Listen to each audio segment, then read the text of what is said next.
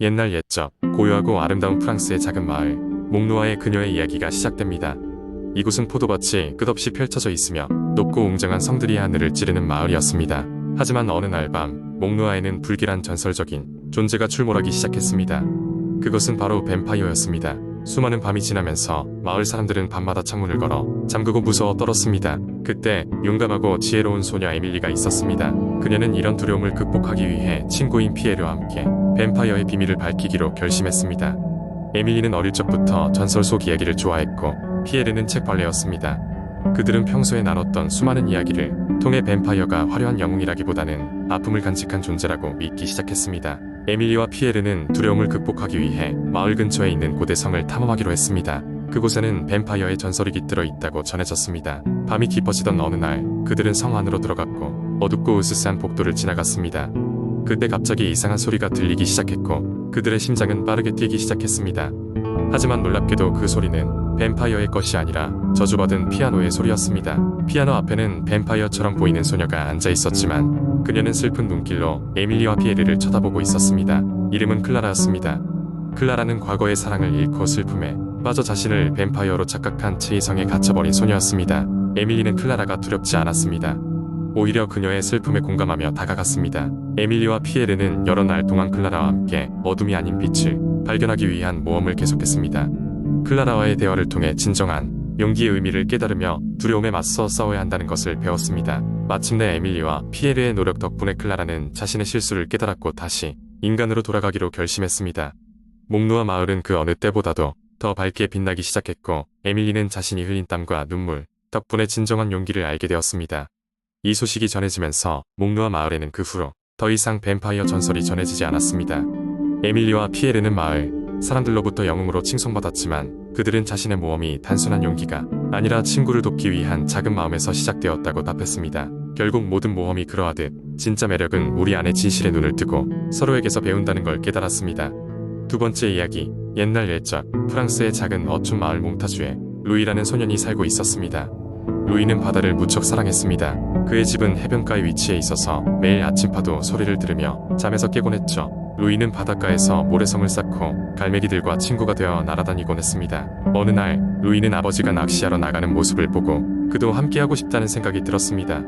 아버지는 루이의 호기심을 반기며 그를 배에 태워주었습니다. 둘은 배를 타고 멀리 나아갔고 루이는 짭조름한 바다 냄새와 끝없이 펼쳐진 수평선을 바라보며 즐거워했습니다. 그러던 중 루이의 눈에 이상한 빛이 반짝이는 것이 보였습니다. 그것은 수면 아래에서 빛나는 것이었습니다. 루이는 아버지에게 그것이 무엇인지 물었습니다. 아버지는 옛날부터 내려오는 이야기로는 저 빛이 마법의 물고기들이 춤을 추는 거라고 하더구나. 옛 전설에서는 그 물고기들이 바다를 보호하고 때로는 여행자에게 길을 알려주기도 한다고 했단다.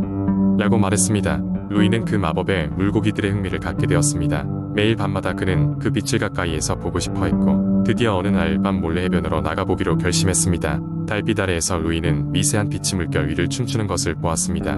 호기심에 가득 차 바닷물에 발을 담그자 마치 파장이 일 듯 빛이 더욱 밝아졌습니다. 그 순간 물속에서 아름다운 인어가 나타나 루이를 바라보며 말했습니다.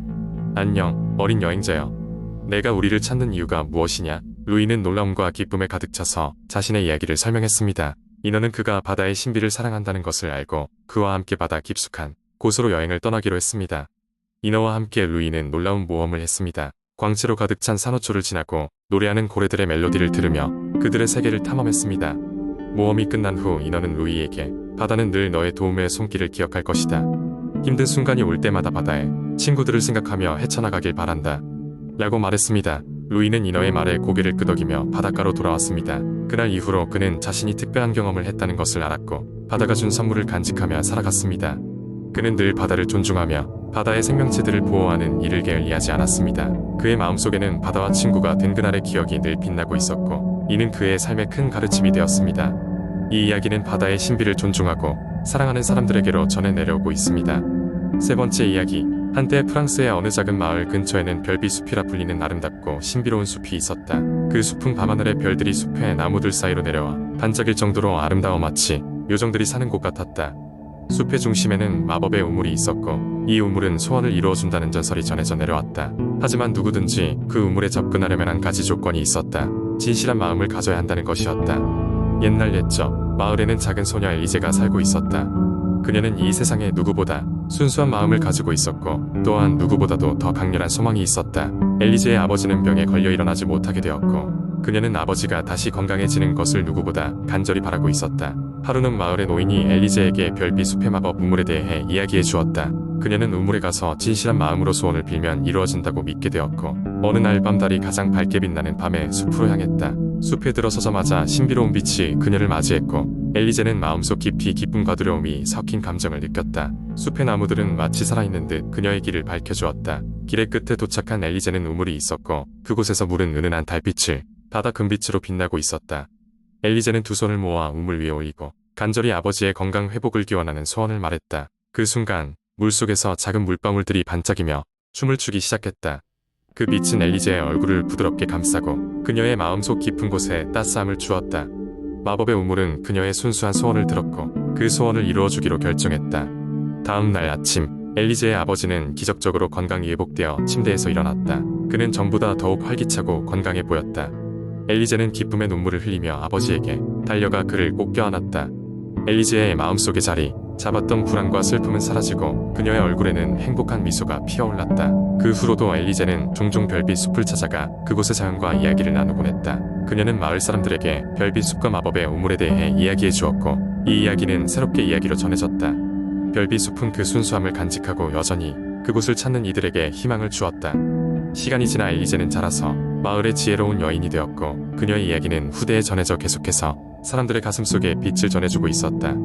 네 번째 이야기. 옛날 옛적 프랑스의 한 작은 마을에는 아름다운 나비 이다벨이 있었습니다. 그녀의 날개는 황금빛으로 빛났고 그런 날개는 태양이 그 아래 비쳤을 때 특히나 아름답게 반짝였습니다. 이다벨은 마을의 다른 생명체들에게 사랑받는 존재였으며 그녀의 날갯짓은 평화의 상징과도 같았습니다. 그러나 어느 날 가까운 숲에서 마을로 가까워지는 어둠이 감지되었습니다.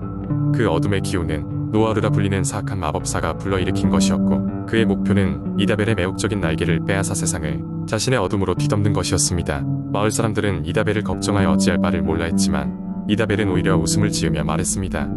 걱정 마세요. 사랑의 힘은 어떤 어둠보다도 강하니까요. 사람들은 그녀의 긍정적인 에너지를 믿기로 하고 함께 방법을 찾기로 했습니다. 그러던 중 마을 저편에서 온 오래된 현자인 필립 노인이 이다벨에게 다가와 큰 비밀을 전하였습니다. 이다벨, 너의 날개는 순수한 사랑의 결정체이네. 만약 내가 진정으로 사람들의 사랑을 원천 삼아 날갯짓을 한다면 노아르도 널 넘어설 수 없을 게다. 이다벨은 그 말을 듣고 친구들과 사람들의 믿음을 한 몸에 받아들였습니다. 날마다 그녀는 마을의 아이들과 함께 춤을 추고 어른들과 함께 축제를 열며 그들의 소망과 사랑을 모았습니다. 실제로 이다벨의 날개는 점점 더 강하게 빛나고 그녀의 곁에 있는 이들은 자신의 고민이 사라지는 것을 느끼기 시작했습니다.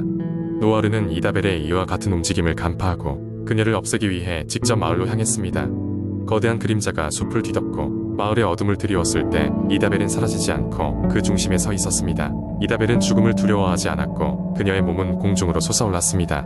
마을의 사람들은 이다벨을 위해 기도하며 그녀에게 사랑의 힘을 보탰고 그들의 간절한 마음이 이다벨에게 전달되었습니다. 빛을 발하는 날개와 함께 이다벨은 노아르와그의 어둠을 향해 힘차게 날아올랐습니다. 크고 작음에 상관없이 마을의 모든 사람들은 중심에 서서 함께 외쳤습니다. 이다벨, 우리의 사랑과 믿음을 받아라. 순간 이다벨의 날개에서 쏟아진 황금빛 빗줄기가 어둠을 막아섰고 마침내 노아르의 마법 또한 약해지기 시작했습니다.